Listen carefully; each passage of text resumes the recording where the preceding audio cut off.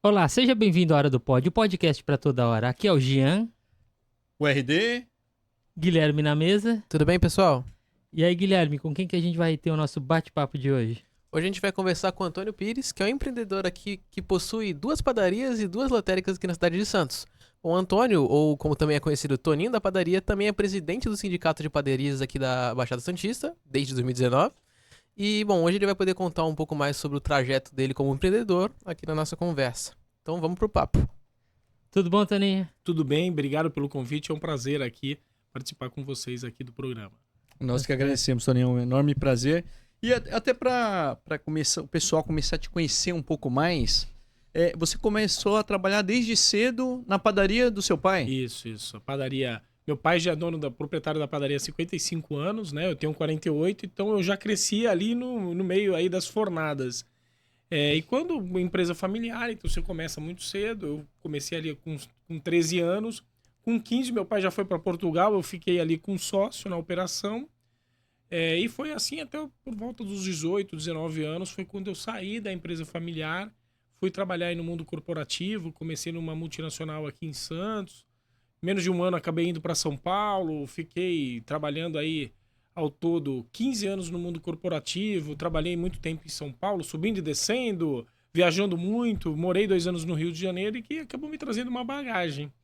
Depois desses 15 anos eu acabei retornando para a padaria, para assumir aí a parte do sócio do meu pai que estava se aposentando. E foi quando comecei de verdade aí.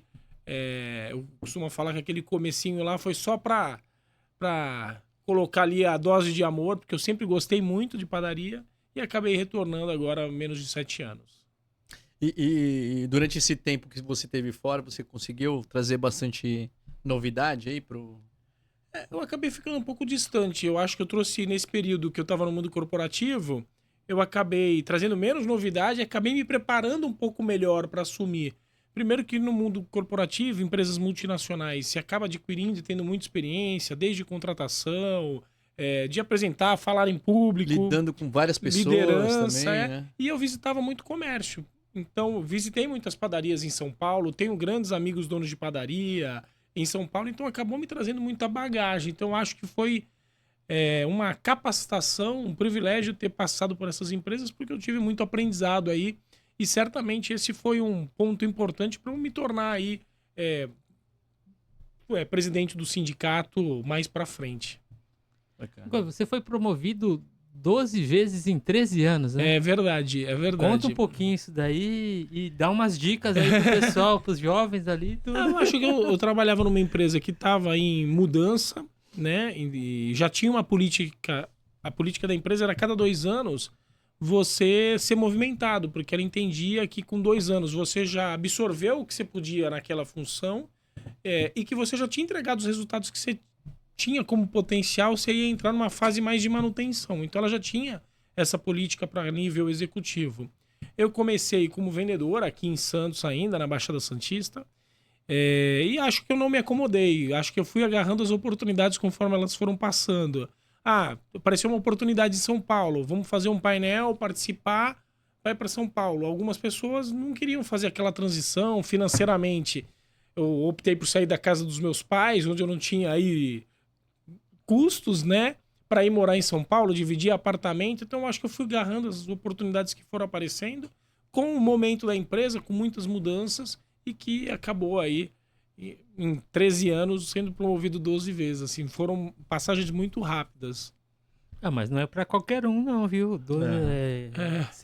Igual você falou, a empresa vai de 2 em 2 anos, pode ser que mude. Sim. Só que não são todos que conseguem o êxito pra fazer eu isso. passei comecei como vendedor reserva, depois virei vendedor titular, depois eu fui ser promotor de merchandising em São Paulo já. Depois eu virei trade rep, que era uma função nova, fui um dos primeiros representantes de mercado que tiveram. Aí eu participei de um painel, passei a ser gerente de merchandising do estado de São Paulo. Aí depois eu fui para o Rio de Janeiro para ser gerente de planejamento estratégico. Aí depois de um ano teve uma reformulação, planejamento estratégico de todas as formas de comunicação com o cliente. Então, até no 0800 de alguma forma passava por mim, alinhado com as marcas. Aí depois eu voltei para São Paulo para ser gerente comercial, que era uma passagem que eu não tinha tido ainda, cuidando do litoral sul. Depois eu fui de novo para São Paulo, voltei para Santos, fiquei cuidando do litoral sul. Aí eu fui para São Paulo para cuidar das grandes redes de supermercado, então Pão de Açúcar, Carrefour, os atacadistas. Depois eu acabei voltando para o litoral, agora para cuidar do litoral norte, cuidar de Campos do Jordão. Essas foram algumas dessas passagens aí que eu tive e que, como eu falei, como eu rodei bastante e sempre gostei de padaria, tive uma oportunidade de ter contato com muita gente, conhecer muita gente, muitos empresários aí. Foi uma experiência bacana e me trouxe uma bagagem enriquecedora aí para minha jornada. Legal. E hoje você é presidente do Sinaspan há quanto tempo já? O mandato termina agora no próximo mês, né? E então tá quase aí completando 5 anos que eu fiquei à frente do sindicato. Esse sindicato já existe já há bastante tempo? Já existe, tem o sindicato e a Associação das Padarias é a mais antiga do Brasil, aqui em Santos. O sindicato já existe há bastante tempo. Eu costumo falar que eu não queria ser presidente, eu não saí fazendo campanha, olha, agora eu vou ser presidente. Eu brinco com os meus amigos donos de padaria que eu estava no lugar errado na hora errada. Na verdade, quem estava à frente do sindicato permaneceu lá por 35 anos, que é bastante tempo, né? Sim. É muito tempo para ser síndico do prédio. Imagina você estar à frente de uma entidade sindical, patronal. Então, ao longo desses 35 anos, foram sendo criadas associações paralelas por discordância da forma que o sindicato estava sendo ali gerido. Nesse meio tempo, uma dessas associações me chamou para ser presidente, me fez o convite, eu recusei, não passava pela minha cabeça nada disso. Pelo contrário, eu achava que tinham que se juntar todo mundo. O pessoal que estava na diretoria do sindicato passou na minha padaria para me falar que o presidente então tinha optado por sair. Como que a gente ia fazer e tal. Eu falei, tem que dar uma olhada como que tá lá, porque é uma caixa preta, a gente não sabe exatamente qual que é a situação do sindicato. E eles então pediram minha ajuda, a gente foi para uma sala de reunião parecida a essa, uma mesa dessas. Desculpa. Eu e mais 3 donos de padaria começamos a levantar a situação do sindicato. A gente chegou a um valor de dívida bastante alto, de 1.200.000. Nossa. E o que a gente vai e faz agora? E eu falei, chama todo mundo e fala para todo mundo que esse não é um problema nosso que tá aqui na sala, né? É um problema de todos. Então não adianta a gente guardar. Mas quem vai falar, quem vai apresentar, por essa experiência do mundo corporativo, das pessoas que estavam ali na mesa, que era o Manuel da Pamer, o Jorge da Pio 12 e o Maneco da Tocantins, se eu não me engano, eu tinha mais facilidade a fazer um PowerPoint, falar ali. E eu já conhecia todos os donos de padaria aqui, por meu pai ser panificador há tanto tempo, e por eu também ter atendido muitas dessas padarias nessa passagem que eu tive aí como vendedor, como gerente comercial aqui na região. Então, sem problemas, eu faço a apresentação, mas ainda sem perceber. Eu estava ali atuando como um facilitador, porque eu tinha uma facilidade mesmo de fazer as coisas ali que estavam precisando naquele momento. Eu comecei a utilizar o WhatsApp para falar com os donos de padaria, fazer vídeo, convidando, e na primeira reunião vieram quase 200 donos de padaria, a gente até se espantou. É tudo da Baixada Santista? E Vale. Tem quantas padarias, mais ou menos? São 1.200 quinais de panificação nessa região toda, Baixada e Vale. Em Santos, são quase 150 padarias em Santos. E foram 200, a gente se surpreendeu, a gente apresentou o que tinha que apresentar, a situação, ficou um silêncio. Né? Ninguém falou nada. Aí a gente foi embora sem decidir nada. E aí passou 15 dias, a gente tinha que decidir alguma coisa, a gente marcou uma outra reunião. E aí essas associações, a UNEPA, colocou assim, Toninho, a gente se junta todo mundo se você assumir. Eu ainda tentei sair dessa, mas acho que o importante era a unificação. E acho que esse foi o principal pontapé. Por mais que em 5 anos a gente fez muitas coisas, a gente saneou as dívidas que o sindicato tinha, o sindicato passou a ser superavitário, a gente retomou a obra do sindicato que ficou paralisado 27 anos. Estava falando aqui do Dia do Pão Solidário, Sanducará, agora primeiro festival gastronômico do Pão de Cará.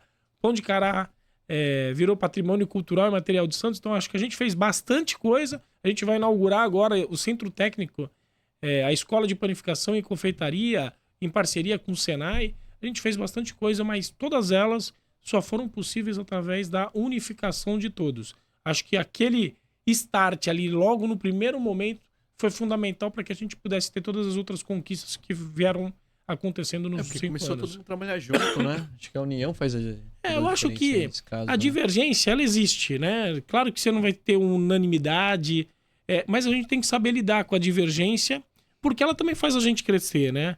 Acho que quando você escuta de forma sincera quem critica, não para diminuir, mas porque quer melhorar. Eu acho que isso é importante porque faz a gente também ouvir o outro, ter outra percepção e aumentar um pouco a nossa visão. Às vezes a gente tá ali no mundinho nosso e não tá vendo a percepção do outro. Tem até um dono de padaria, eu visitei há pouco tempo, o Murilo da padaria Dois Corações em Praia Grande. Eu tava visitando ele, fiquei lá 2 horas, tava eu e o Jorge visitando, ficamos lá 2 horas falando com ele. E ele me falou um negócio. Ele falou, Toninho, tu tem uma paciência nesse grupo de WhatsApp aí dos donos de padaria. Você imagina quase 200 empresários de panificação discutindo, né? O WhatsApp é uma ferramenta democrática. E ele falou, olha, mas quando tu fala, quando tu se posiciona, tu administra muito bem. E eu falei para ele o seguinte, eu conheço muitos donos de padaria e conheço muitas padarias que eles possuem. E quando às vezes existe a discussão, um é totalmente a favor de um assunto qualquer e o outro é totalmente contra, os dois estão certos. Só que eles estão limitados à realidade deles.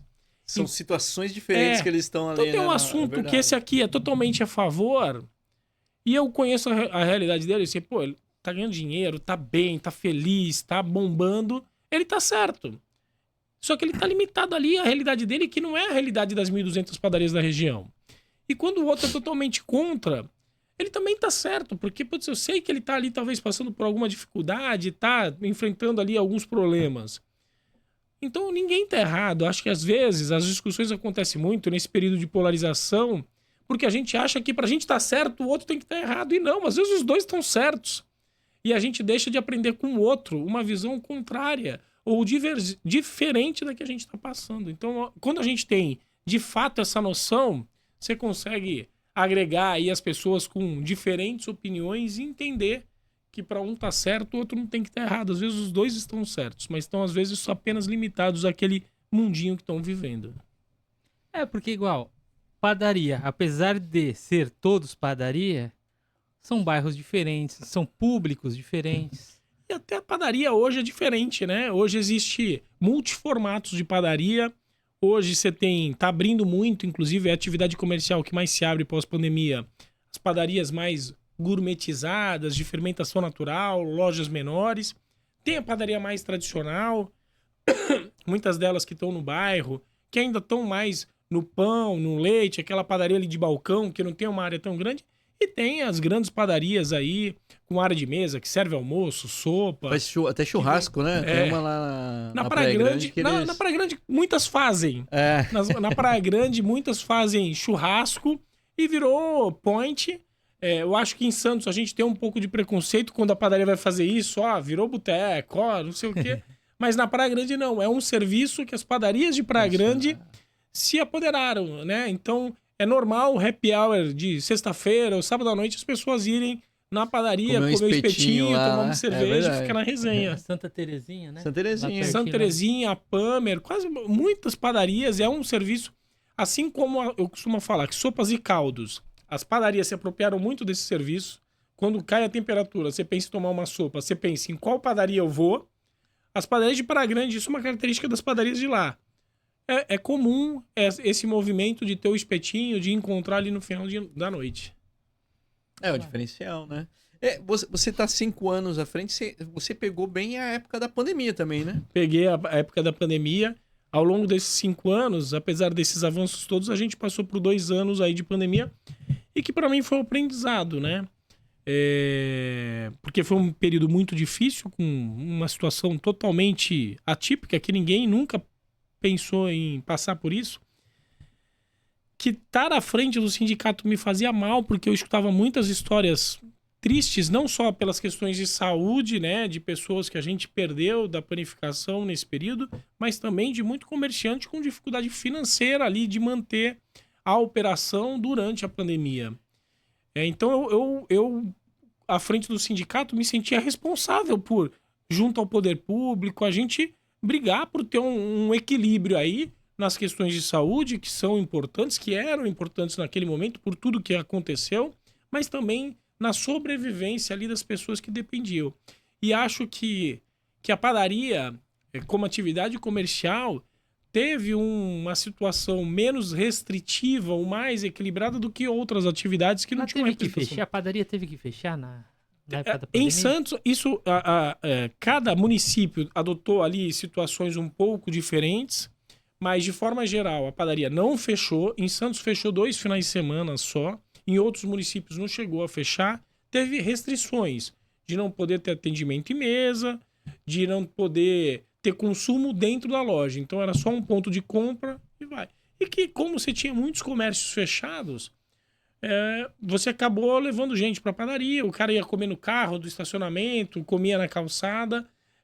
E eu vi o quanto que você ter um representante foi importante para que a gente tivesse ali uma mobilização, força para discutir, para colocar algo mais ponderado, equilibrado aí dentro das nossas operações, tentando garantir a segurança dos nossos clientes e dos nossos colaboradores. Mas teve alguma inovação assim que o pessoal acabou criando por causa da pandemia e... O que aconteceu, que não necessariamente é uma inovação, o serviço de delivery nas padarias não era um serviço consolidado. Ninguém pensava em utilizar o delivery para a compra dos produtos de padaria, até por essa capilaridade, sempre tem uma padaria próximo de você, né, da sua casa, do seu trabalho.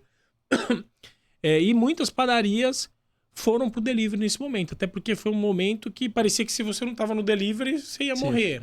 E aí o dono da padaria, sem cliente na loja e com um funcionário ali parado, começou de alguma forma colocar esse serviço para rodar. Algumas permaneceram mesmo no pós-pandemia, algumas acabaram fazendo isso de forma mais pontual naquele momento.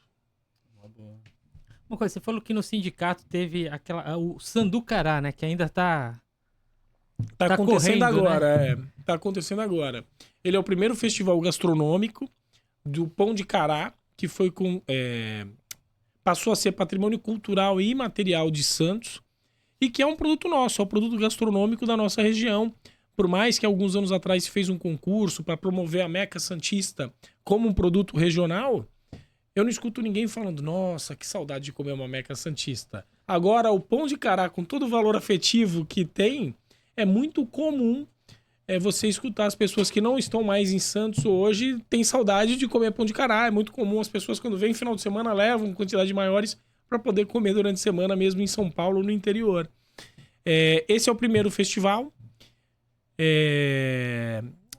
Tenho certeza que é o primeiro de muitos que vamos ter aí nos próximos anos, onde padarias da região, 13 padarias aqui da Baixada, tem padarias de Santos, Praia Grande, Guarujá, desenvolveram sanduíches utilizando o pão de cará. Era a única regra. Olha, você tem liberdade criativa para desenvolver os mais diferentes sanduíches.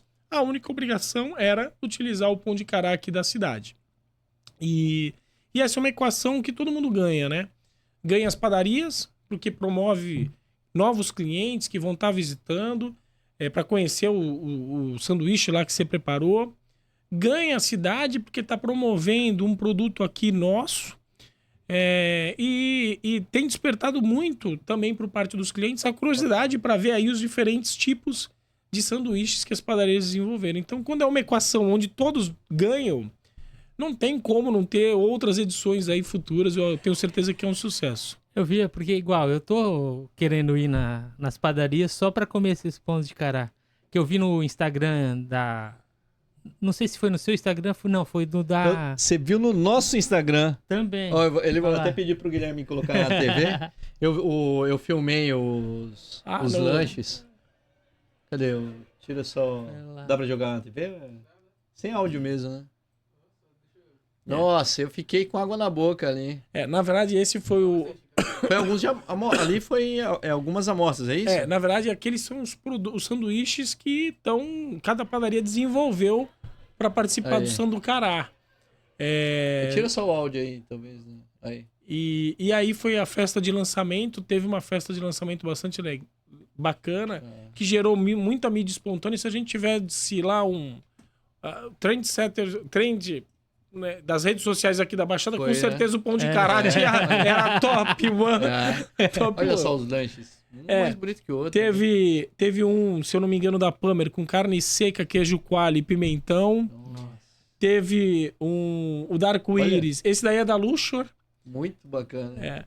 Tem o Dark Iris, que é a única opção doce, que juntou o que a história separou. A história separou Romeu e Julieta, a gente juntou. A gente fez a goiabada com requeijão na entrada e que tem tido muita procura. Tem a padaria do Seu Vidal com frango, é um sanduíche bem elaborado. Tem a do Fred da Santa Cecília, que... Mas esses lanches dá pra, se eu for nessas padarias, eles Fazem. têm esse? do dia 8 do ao dia Sanducará. 30, que é o Sanducará, você tem esses itens no cardápio. Posso pedir lá? Poxa, Pode ir legal, lá. hein? Então esse daqui é o da Seu Vidal lá no Guarujá. Depois Se vai você ter for- votação, quem que vai ser Não, o a melhor? ideia ou não ainda- é fazer uma competição. A ideia é estimular a experimentação dos diferentes produtos. Legal. E a gente vê que o pão de cará, ele é bastante democrático, né? A gente falou de sanduíche doce, tem de atum, tem de frango, tem de carne seca, tem de pernil. Ou seja, é um produto nosso que, assim como a cidade acolhe a eu todos. gosto de comer pão de cará Nossa, é bom. com salsicha. Fazer o cachorro quente com pão de cará. É gostoso. bom. A gente não teve essa versão, viu? Ó, se comprar uma padaria, pode lançar no próximo ano. É gostoso demais. Eu já vou anotar aqui para a próxima Já edição. vou dica aí, né? E você estava falando também sobre pão solidário, é isso? A gente desenvolveu o Dia do Pão Solidário, que o que consiste? No dia 16 do 10 é comemorado o Dia Internacional do Pão. E aí as padarias da região, neste dia, 30% das vendas do pão francês é revertido para as entidades beneficentes aqui da região. Ano passado foi o Lar Vicentino, a Casa Val Benedita e a Pai de Praia Grande. Já tivemos 4 edições, já foi mais de 100 mil reais doados para essas entidades. A cada ano a gente aumenta o número de uma entidade, porque os números vão ficando mais robustos e aí a gente consegue ajudar e colaborar com mais entidades. E é uma iniciativa também bacana que a gente fala, ó, sempre é bom ajudar. Comer pão quentinho, pão francês, não tem forma mais fácil de você ajudar o próximo do que comprar pão no dia 16 do 10. Verdade. E o bacana é que a cada ano mais padarias participam, mais valor a gente consegue arrecadar, que é esse, na verdade, o intuito, né? Poder ajudar ali as crianças da Val Benedita em situação de vulnerabilidade, as pessoas com algum tipo de deficiência que são atendidas lá na Pai de Praia Grande. E ano passado a gente ajudou o Lar Vicentino, que logo em seguida veio a fechar, mas a gente esteve lá visitando, que ajudava os idosos aqui da região. Tem outro projeto que vocês estão em parceria com o Senai também? Na verdade eu também sou diretor da Fiesp e do Senai, e através do Senai a gente conseguiu, e estamos para inaugurar nos próximos 2 meses, um centro técnico de Vilar hoje, inclusive, um centro técnico de formação de mão de obra. O Senai aqui na Senador Feijó? O Senai da Senador Feijó está construindo a unidade lá na Ponta da Praia, e o curso de panificação e confeitaria, que é um dos cursos mais procurados pelo Senai, não vai para a Ponta da Praia, vai para o sindicato, que também fica ali na região da Ponta da Praia. Então, os cursos do Senai de panificação e confeitaria serão ministrados dentro do próprio sindicato, o que é uma iniciativa muito bacana, porque a gente já consegue realocar os bons profissionais, aqueles que fizeram Poxa, curso. legal. A gente já Já tem emprego, já tem emprego. Então a gente consegue minimizar o problema de mão de obra, né? Que é hoje um dos principais problemas para o empresário da panificação administrar, e mão de obra qualificada. Então a gente resolve aí problemas grandes, né, de empreender aqui no setor de panificação da nossa região. A inauguração desse centro técnico deve acontecer daqui 2 meses. A gente já está finalizando. E além disso, a gente também está replicando o ambiente de uma padaria mesmo, para a gente dar treinamento de atendimento, de barista, de como cortar frios, de como atender na mesa. Eu, assim, tenho certeza que a entrega do centro técnico de formação de mão de obra e desse ambiente de padaria para treinar atendimento é um divisor de águas que vai alavancar muito mais ainda o setor de panificação da região. Então não vai ser um curso só para padeiro. Não, vai ter curso de padeiro, confeiteiro. A gente futuramente, isso até o final do ano, a gente vai ter curso de cozinheiro, gastronomia e pizzaiolo, porque a nova padaria tem todos esses serviços. Tem. E a gente também vai ter de atendimento, que é o principal hoje, além do produto, da qualidade, o atendimento ele é tão importante quanto. E aí a gente vai ter lá o centro, o espaço para treinar, não só a capacidade técnica, mas também ali na prática, né? Tanto de barista, quando você tira um café, mais o atendimento mesmo, atendimento no balcão, como que você se coloca aí com o cliente. Você falou de atendimento, eu tava falando, acho que com a Andrea, que ela tem uma empresa de RH, e a gente tava falando bem isso, sobre atendimento, porque tem que ter, o empresário tem que, acho que, qualificar o seu atendente para dar um bom atendimento, porque isso faz muita diferença sem no dúvida seu nenhuma. serviço.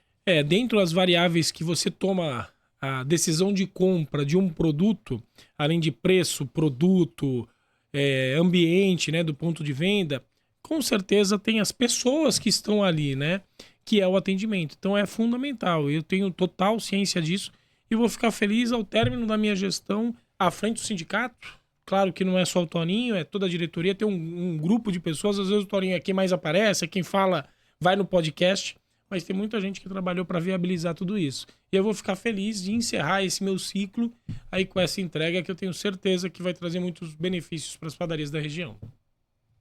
Bacana, eu ia justamente falar isso. Tem padarias que eu vou, que o atendimento assim, é tão bom que eu gosto de ir justamente por causa disso.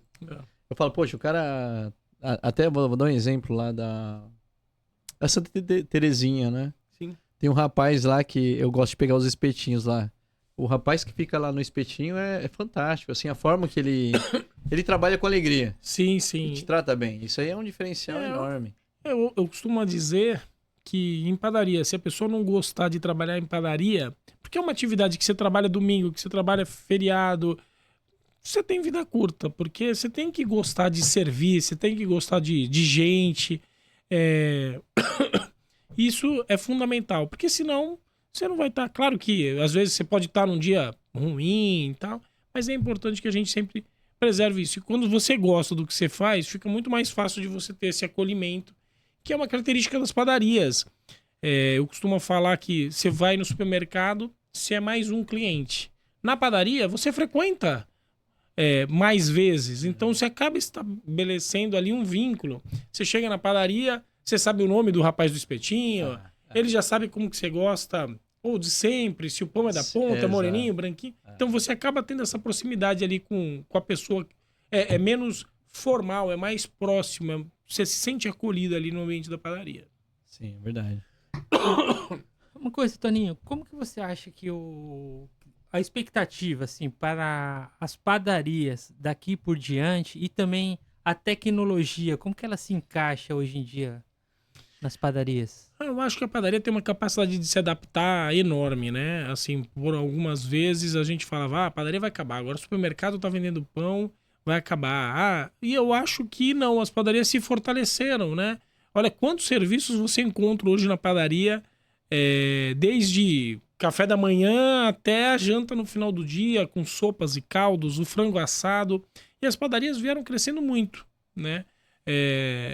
Ao longo desse tempo. A variedade hoje que você encontra numa padaria de produtos, de serviços é gigantesca. E eu acho que isso não vai mudar.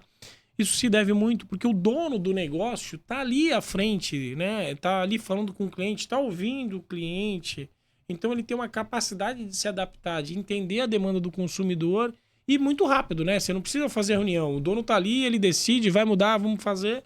Então eu acho que as padarias aí têm atividade comercial que tem mais capacidade de entender o cliente, de ouvir por essa característica. O dono tá na operação e tá ali muito próximo dos clientes.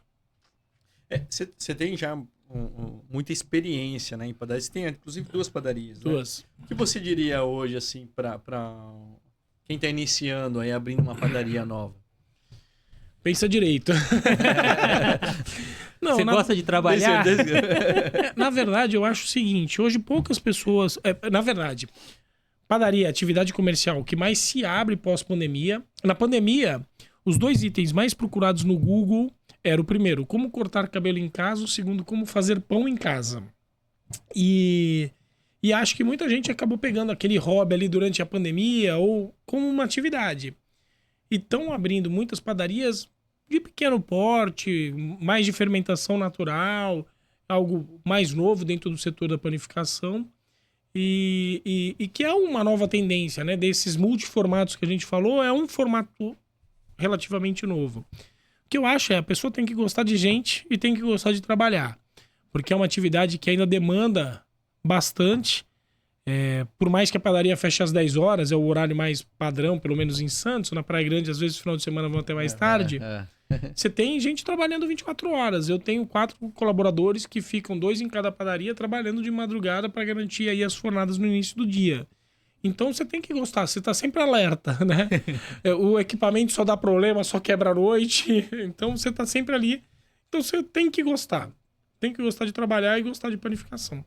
Legal, bacana. Uma coisa, você tava falando alguma coisa assim, e FIPAM é a feira da panificação. É a Feira Internacional da Panificação, acontece em São Paulo, é a 3ª maior do mundo, e é onde você tem ali toda essa parte de tecnologia, os fornos mudaram muito, toda a parte da indústria, né? Pouca gente sabe, mas a panificação é a maior indústria de Santos, é a maior indústria em 80% dos municípios brasileiros. Então, por trás desse acolhimento, de falar com o cara do espetinho da padaria, por trás, na padaria, ali, não é tão visível, você tem ali uma indústria mesmo de transformação com muito volume, né? Então, essa característica da padaria e a FIPAM, tem uma feira aqui, a gente da Baixada Santista, tão próximo de São Paulo, é uma feira muito rica para você conhecer as novidades, as tendências de produto, de equipamento, que tem também crescido muito. Hoje você tem forno de padaria que você controla pelo celular. Então você tem toda uma otimização, gestão do teu negócio, as informações. Hoje eu consigo acompanhar o que está passando no caixa lá da minha padaria agora, o que o cliente lá está passando no caixa. Então você conhece muito, você tem muita informação do seu negócio para gerenciar o seu negócio. Hoje em dia dá para gerenciar a distância, né? Tem essa facilidade. Embora acho que não é o mais indicado, né? Assim, eu costumo falar... O meu pai, que já está lá há muito tempo, tem aquele ditado, né? O que engorda o boi são os olhos do dono. Isso continua valendo. Só que ele já não precisa estar 100% do tempo dentro da padaria. Eu costumo falar que isso continua sendo uma verdade, mas o mundo mudou. O meu pai, às vezes, ficava no caixa. Ele não estava vendo tudo. Ele estava lá presente no caixa, mas ele não estava vendo lá, às vezes, um desperdício na produção, a gestão ali do portfólio de produtos que ia ser fabricado naquele dia. Então, isso continua sendo uma verdade, mas eu costumo falar que a gente tem que desmistificar isso. Porque a minha geração, filho de panificadores, cresceu escutando isso. A padaria é uma prisão, não tem vida, os amiguinhos iam viajar no feriado, a gente que era filho de dono de padaria não ia. Então isso tem que desmistificar. Eu acho que padaria é sim uma atividade pela característica de carga horária, todos os dias na semana, que ainda demanda muito, mas que hoje você consegue também ter uma vida social, uma vida... tenho que sempre reforçar isso, porque minha filha vai ouvir depois, porque para ela continuar não desanimar, né? Viu, filha? Olha, tem Carolina de doce de leite. Tony, mas igual, a tecnologia, os programas hoje em dia, dá para você organizar melhor, evitar mais desperdício? Também tem programas que avisam, olha só, o estoque, né, quando tá baixo, ou mesmo, por exemplo, em tal determinada, tirar um relatório, tal data é o que vende mais pão de queijo, sim. A outra data vende mais Coca-Cola. Hoje as padarias que se atualizaram tem muita informação de ticket médio, dos horários de maior movimento, quais os produtos que mais vendem ao longo do dia, porque o produto que eu mais vendo de manhã não é o produto que eu mais vendo à noite, né? A padaria vai se transformando ao longo do dia. E hoje você tem muita informação, muitas vezes você está lá produzindo um produto que tem margem negativa, ele não está trazendo um retorno financeiro, ou seja, está te dando trabalho, está desperdiçando o produto, a tua margem é menor, então você consegue, dentro de um negócio que tem tantos produtos, tantos itens, se você não tiver informação, o risco que você tem de estar ali trabalhando com algum produto com margem negativa, perdendo, e que não faz sentido. Então hoje você tem muita informação do seu negócio, os padarias que se modernizaram, que ajuda muito na gestão, não só do negócio, mas também do seu tempo, né? De você conseguir conciliar. Às vezes eu vejo, não só padarias, como nos pequenos empreendimentos e padarias também, as pessoas relutam de ter um software para organizar melhor isso. E acho que ele, não, vou investir tantos reais por mês para manter esse negócio, mas igual, eu vejo que se você tiver um software bom e saber controlar, isso te dá um retorno bem maior. Hoje eu acho que o investimento em software, em tecnologia, reduziu muito, né? Barateou muito, mesmo de monitoramento, que antes câmera era cara e hoje tudo ficou muito mais acessível.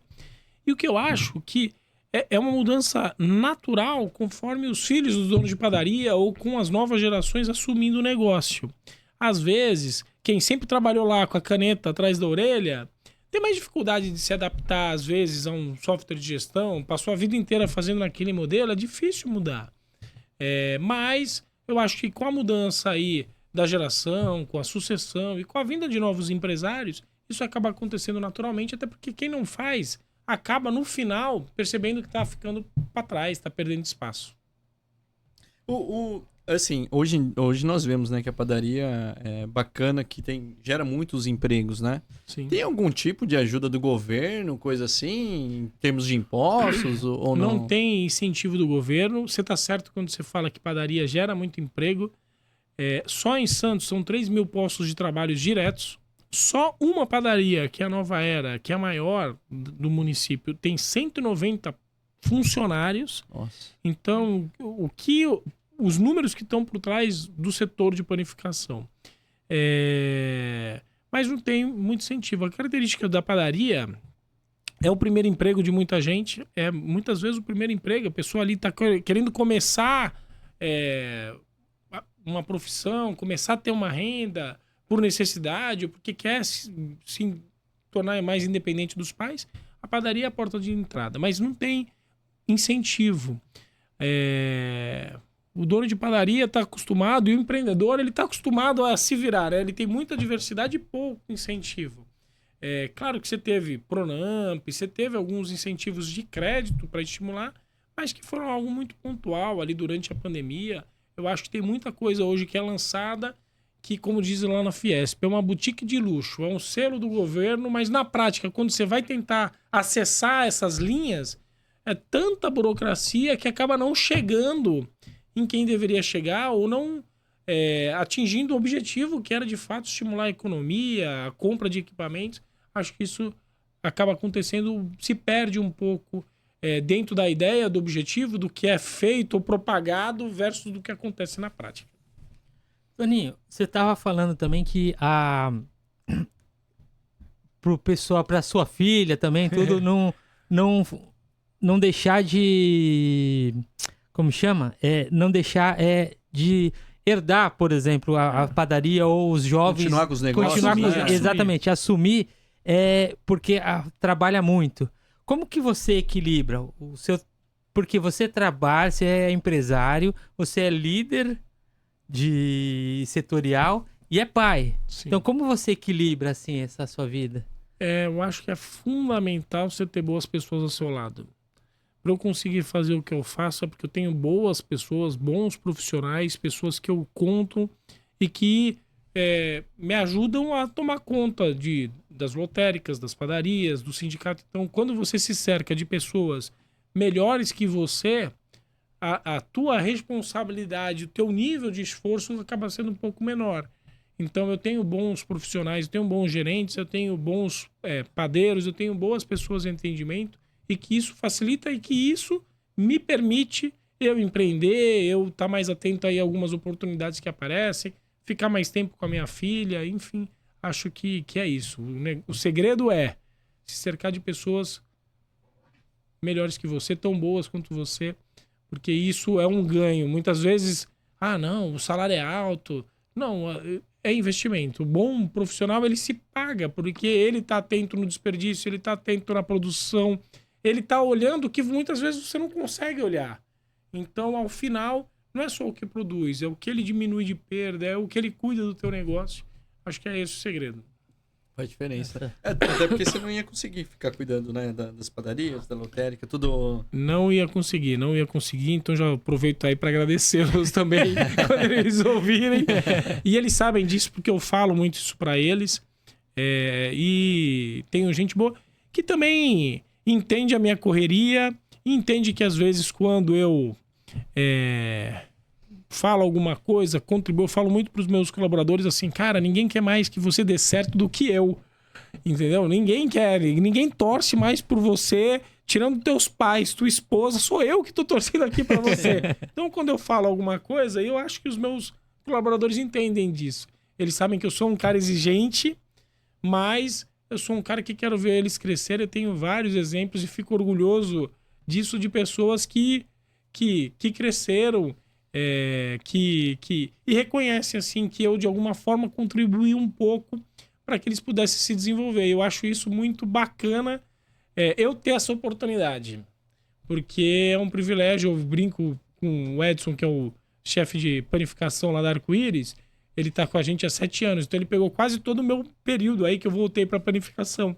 E eu brinco e falo para ele assim, o Edson nem falava quando ele veio trabalhar aqui. E que hoje ele dá entrevista, ele virou blogueiro e tem uma desenvoltura. E eu fico muito feliz, assim, quando ele tem esses holofortes, quando ele tem esse destaque. Ele já ganhou o prêmio de melhor padeiro. Olha, e eu fico muito feliz de juntos, porque é uma troca. Eu pude contribuir, mas ele também pode contribuir muito comigo, com o meu negócio. Então, eu fico muito feliz. Eu acho que quando a gente tem essa noção, você vai somando. Não anos atrás se colocava um empregado versus o empregador. Não é mais assim. Esse pensamento está totalmente ultrapassado. Acho que a pandemia ajudou, né? Tava todo mundo naquele barco, naquele momento difícil ali de empresa, desemprego. E eu acho que a pandemia trouxe esse lado bom, das pessoas entenderem que um não é contra o outro, tá todo mundo junto. Se a empresa vai bem, o funcionário vai bem, o dono da padaria vai bem. Então, é uma equação onde todo mundo tem que ganhar. Quando só um tá ganhando, tem alguma coisa errada. Existe alguma... Você comentou, tem competição de padeiro, é isso? Não. Na verdade, existem alguns concursos. O que ele participou foi da revista Panificação Brasileira. Ele se inscreveu e aí ele recebeu o prêmio como melhor padeiro. Não vou me lembrar o ano. A Padaria Arco-Íris já recebeu essa premiação há alguns anos. E um dos anos ele recebeu pela publicação especializada do setor. Então, que quando você é reconhecido é muito bacana, mas quando você é reconhecido pelo seu setor, por pessoas que têm o conhecimento de avaliar, de criticar, de contribuir, acho que ele tem um sabor ainda mais especial, né? Eu tô com vontade de comer pão lá na... Vamos lá, vamos marcar. Você falou que é bom ficar se cercando de pessoas boas. Isso daí eu aprendi também no Sebrae. O Sebrae, num curso que a gente teve, ele falou pra gente, poxa, você tem que se cercar de pessoas boas e o dono da empresa não tem que ficar também somente preso na empresa. Você tem que ter uma folga, entre aspas, né? Você tem que ter... A sua empresa não pode depender de você somente lá. Pelo menos uns 15 dias por ano, você tem que tirar umas férias, se ausentar da empresa. E a empresa tem que girar sem você lá. Não ficar sem... Sim. Por causa do... Igual você falou, o boi, né? O olho... o olho do dono... Não, o boi engorda com o olho do dono. Então, isso é real mesmo. Só que a gente tem que poder tirar uma folga de uns 15 dias, alguma coisa assim. Tanto que, igual, há 3 anos pra cá, eu nunca tinha tirado férias antes. Depois desse curso ali, agora eu tô tirando férias. Eu tô precisando fazer esse curso aí. Eu ainda não tô tirando férias porque eu vou assumindo outras responsabilidades. A outra padaria que eu comprei tem pouco mais de 1 ano e a gente tá começando uma reforma. Então, dentro dos meus negócios, tem os que já estão mais maduros e que andam sem tanto a minha presença física, mas eu tenho um negócio que está novo e que está passando por uma reforma, uma restauração, uma reformulação total. Aí, quando eu assumi, tinha 19 funcionários, hoje a gente tem 25, a estimativa é que vá para 45 depois da reforma. Então, é um momento... Aquela empresa... Tem que ter uma eu atenção tenho ali, que estar mais né? próximo, aí eu não consigo. Aí quando ela começa a Mas ficar aí é o madura... momento. É o momento. Aí quando ela começa a ficar madura, que eu poderia fazer esse curso do CBEP... Daí você inventa outra coisa, né? Aí é difícil, né? Aí é difícil. Mas eu vou ver se... Não, mas nesse aí intervalo... mas vai, você não vai tirar férias, mas você vai poder se ausentar um pouquinho Sim. da determinada Não, empresa. mas eu tô brincando, às vezes 15 dias eu tenho dificuldade de sair. Mas eu acho importante, sim. Então eu costumo ir para São Paulo, às vezes no final de semana. Gosto de passear de moto, então fazer passeios, coisas mais rápidas. 3, 4 dias, né? É, Às vezes um feriadão. eu acho que isso é importante, porque você acaba dando uma oxigenada, tirando um pouco a carga emocional, né? Acho que a gente precisa de fato isso. A vida não é só trabalho, a gente tem que saber equilibrar aí família, saúde, todos esses pontos. E é importante, às vezes, a gente dar uma pausa, até pra gente se distanciar com o problema. E até pra ver que alguns problemas que a gente acha que tinha, a gente não tem. Porque na ausência, o problema foi resolvido. A pessoa desenvolveu e achou uma solução melhor do que a gente dava. Entendeu? Isso acontece muito. Quando eu tô ausente, e eu falo, como que você resolveria? A pessoa... Então, só isso já fez ela crescer. Senão, às vezes, o dono da empresa vira muleta. Fala assim, eu sei o que eu tenho que fazer, mas, não. Fala com ele. Não, se você sabe, vai lá e faça. Então, acho que essa ausência também é importante, às vezes, para a empresa. Para você desenvolver as pessoas, para você desenvolver algumas lideranças. Pra gente até fica mais fácil. A gente não se ausenta em tempo integral, assim, porque ou eu saio de férias, ou o Rudolf sai de férias. Então sempre tem alguém aqui, né? Entre padaria e casa lotérica, qual é o mais tranquilo de se cuidar? A casa lotérica, você tem uma gestão muito mais limitada, né? Porque você não mexe no produto, você não mexe no preço. Até o teu atendimento é mais frio, porque você tem um vidro pelas questões de segurança. É uns dias também específicos? É de segunda a sábado. E então é uma gestão muito mais de controle, né? 1 mais 1 é igual a 2 e você faz esse controle. E é uma atividade que vem mudando muito. Talvez a lotérica que a gente conheça hoje, ela não vai existir daqui a 10 anos. Com todo o processo de digitalização, os serviços bancários já estão todos muito digitalizados, celular. E os serviços de jogos também acredito que vai passar por uma mudança. Já tem aí acesso também para os clientes da Caixa para apostar via internet. Então, acho que se discute liberação dos jogos. Então, talvez daqui a 10 anos a lotérica não vai ser o que a gente conhece como casa lotérica hoje, né? Uma atividade vai que se adaptando conforme os tempos vão mudando. Né? Sim. Mas então é mais tranquilo, vai cuidar, né? É mais tranquilo. Toninho, qual que é o seu maior sonho, assim, tanto profissional quanto pessoal? Olha lá. Peguei. Eu tava indo tão bem, né? É difícil, cara, né, a gente falar. Eu acho o seguinte, eu me considero uma pessoa muito, muito privilegiada. Muito privilegiada. Eu não gosto de ficar reclamando, porque eu acho que, de fato, os problemas que eu tenho fazem parte do pacote que eu escolhi. Tem problema com funcionário, mas porque eu decidi ser empresário. Eu não posso ficar reclamando de algo que foi uma escolha. E eu me considero uma pessoa muito privilegiada. Eu acho que o meu sonho é que a gente possa contribuir mais, sair um pouco da nossa bolha, olhar só muito para dentro da gente e olhar muito mais para o lado, para o próximo, porque às vezes as pessoas reclamam muito e quando você olha para o lado, você vai ver que o seu problema não é nada. Eu tinha um colaborador, ele era conhecido como Baixinho, ele trabalhou quase 40 anos com a gente. E eu nunca vi esse cara reclamar. Ao longo desses 40 anos, ele sempre teve 2 trabalhos. Uma época vinha do Morrinho de bicicleta, vinha de São Vicente.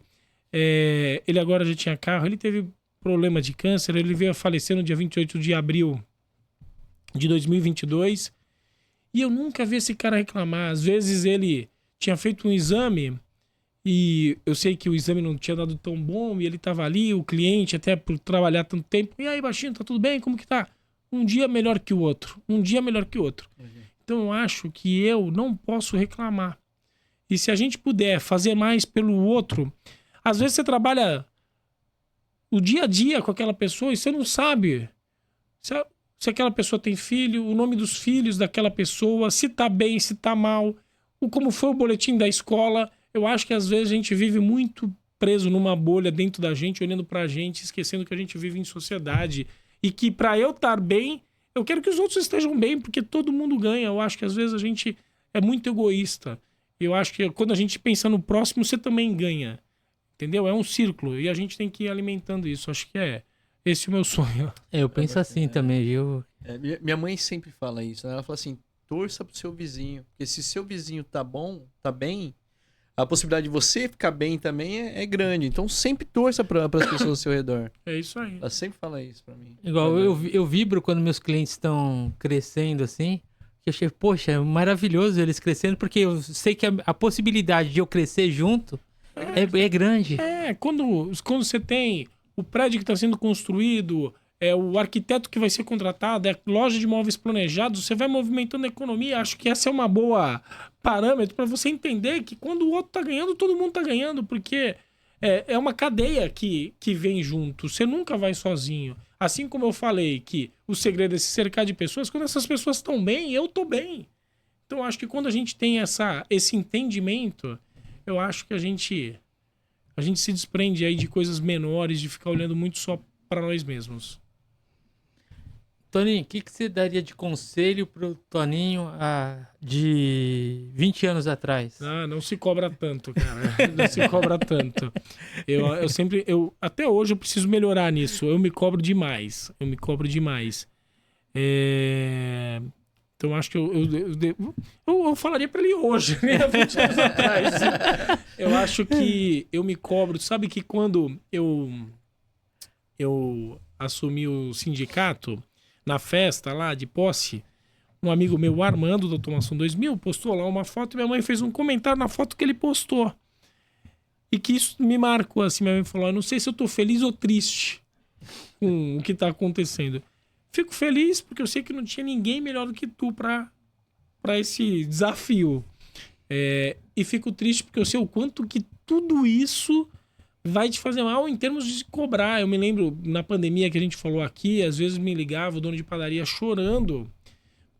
E eu, às vezes, em casa, né? Eu trabalhei todos os dias na padaria, mas no momento que ele me ligou, eu tava em casa. E como aquilo me fazia mal. Além de tudo que a gente tava passando com a pandemia, com as incertezas dos meus negócios, com meu pai, com a preocupação das pessoas ao nosso redor, assim, eu me sentia muito responsável de tentar minimizar os impactos que aquele outro empresário, aquele outro dono de padaria que talvez pudesse estar com mais dificuldade estava passando. Então isso me consome muito, assim. Isso é um conselho que eu dou, acho que a 20 anos. De atual também, né? Espero daqui 10 anos estar mais tranquilo. Legal, bacana. E uma coisinha, o que te mantém motivado todas as manhãs? O assim? desafio. O desafio. Essa tá mais fácil. Né? Eu preciso do desafio. Eu acho que eu sou um inconformado. Se eu faço muita coisa é porque eu sempre fui buscando me desafiar. E desafiar precisa de coragem. Às vezes, assumir o sindicato naquele momento não era fácil, não era uma decisão fácil. Mas às vezes é preciso coragem. Às vezes tem muita gente que tem inteligência, tem capacidade, mas falta coragem. Preciso de coragem, e essa minha coragem é o que faz me desafiar. Às vezes, como que vai fazer para dar certo? Cara, não tem a resposta. Mas você vai aprendendo e você vai trocando o pneu com o carro andando e você vai aprendendo e fazendo aí o que tem que ser feito. Então, acho que é isso. Você está terminando o seu mandato, mas tem possibilidade de você continuar? Ou pelo menos na diretoria, coisa assim? Olha, pelo estatuto, eu poderia participar de mais um mandato, mas eu não vou permanecer. Primeiro, porque eu acho que é importante para o sindicato a alternância de poder. Sim. Porque, bem ou mal, você se distancia um pouco, vem uma outra pessoa com novos pensamentos, que vai ter acertos e erros, como eu também tive. e que talvez eu possa voltar, não estou dizendo que eu voltarei, mas que eu posso voltar até daqui 4 anos, se for uma necessidade, com outro olhar também. Eu acho que a gente já fez muita coisa nesses 5 anos, eu acho que esticar mais a corda geraria um desgaste, tanto para a entidade, quanto para os parceiros, fornecedores, quanto para mim também. Então, acho que é importante ter essa alternância. Mesmo que daqui 4 anos volte, ou mais para frente, ou que surjam outras pessoas, porque eu acho que é importante isso. E é importante que as pessoas permaneçam. Não, tá bom, já fui presidente, agora já cumpri minha parte. Agora não quero mais nem dar atenção, né? Não, acho que o importante é você ir juntando, agregando essas pessoas com diferentes perfis, ideias, opiniões, e que todos juntos possam estar fazendo e contribuindo para o sindicato. Então, o fato de eu não permanecer como presidente não significa que eu não estarei participando da diretoria, contribuindo com com o meu ponto de vista, com a minha participação. Isso é independente do cargo. O cargo é uma nomenclatura, né? E se engana as pessoas acharem que o presidente que faz tudo. Não, às vezes o presidente nem sabe, né? Não consegue ver tudo. Assim como o dono da empresa, às vezes, não consegue ver tudo. Mas é isso. Eu poderia continuar, mas é uma decisão pessoal de não continuar nesse momento. De assumir outros desafios, né? De sempre estar me desafiando. E é isso. Mas isso não significa que eu não permanecerei no sindicato de alguma forma, mas não mais no cargo de presidente. Legal. Tá certo. Pessoal, foi bem legal. O tempo passou muito rápido. Quase 1 hora aqui, a gente já batendo papo aqui. Pessoal, olha só. Siga o Toninho aqui, ó. @Toninho da Padaria _. É esse mesmo, Instagram, Toninho? é isso aí? Esse seu, É isso mesmo, é isso mesmo. Instagram? Deu certo aqui, ó. Eu tô colando aqui dos universitários. Sinaspan, Baixada Santista e Vale do Ribeira. Esse é o sindicato. Sinaspan, né? Também tem Instagram? Tem. No caso, acho que é só o Sinaspan mesmo. @Sinaspan. Então sigam o Sinaspan também. Santos. Sinaspan Santos, isso. Sinaspan Santos. Sigam também o pessoal. Ele ali. 2 coisas que eu sempre peço para quem vem aqui. Primeiro, deixe um recado para a juventude aqui, para nossa juventude. Eu vou plagiar aqui. Eu falaria que a vaca não dá leite. A vaca não dá leite. Você tem que acordar cedo, você tem que ir lá no meio daquela bosta toda, você tem que amarrar as pernas da vaca para você tirar o leite da vaca. E eu acho que hoje em dia se vende uma facilidade que muitas vezes não existe. Quer ter sucesso? Arrasta para cima, me segue aqui.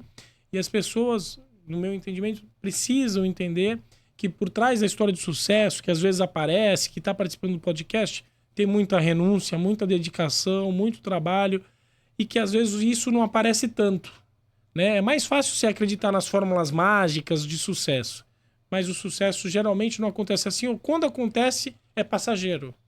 É aquele sucesso que hoje está em sucesso e depois no dia seguinte ninguém mais lembra de você. Então acho que o recado é esse. A vaca não dá leite. Se você quiser, acorda cedo, vai amarrar e vai... Tá certo. É isso aí. Valeu. E agora a última. Um gênio apareceu aqui. Toninho, você tem um único pedido para a humanidade.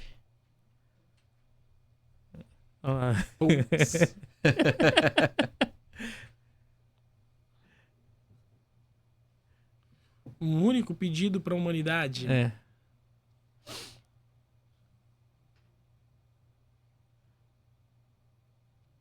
Se eu pudesse fazer um único pedido, ia colocar para as pessoas se preocuparem mais com o outro do que a si próprio. A gente teria um mundo muito melhor e muitos dos problemas que a gente tem hoje, polarização, guerra, a gente já está solucionado isso. Tá certo. Perfeito. Gênio, ouça aí. Tá bom? Pessoal, muito obrigado. Sigam a gente também no Instagram, Hora do Pod Oficial, no YouTube, Hora do Pod, no TikTok e no Spotify. Pessoal, sigam a gente, compartilhem, dê joinha, porque a gente consegue trazer pessoas maravilhosas igual o Toninho aqui. Nossa, eu aprendi bastante. É um prazeraço, viu? Eu vi a sua energia, você tem muita energia. Eu quero que o pessoal conheça você mesmo, porque você tem muita energia. E positiva, energia positiva ainda. É isso aí. Quando a gente gosta do que faz, não tem como ser diferente. E até porque a tua energia influencia o ambiente, influencia as pessoas que estão na sua volta. E eu tenho consciência disso, então eu quero contaminar aí a todos. É isso Tá aí, certo, Toninho. então. Obrigado mesmo, hein? Valeu, pessoal. Valeu, gente. Muito Obrigado. obrigado. Obrigado. Tchau, Valeu, tchau. hein?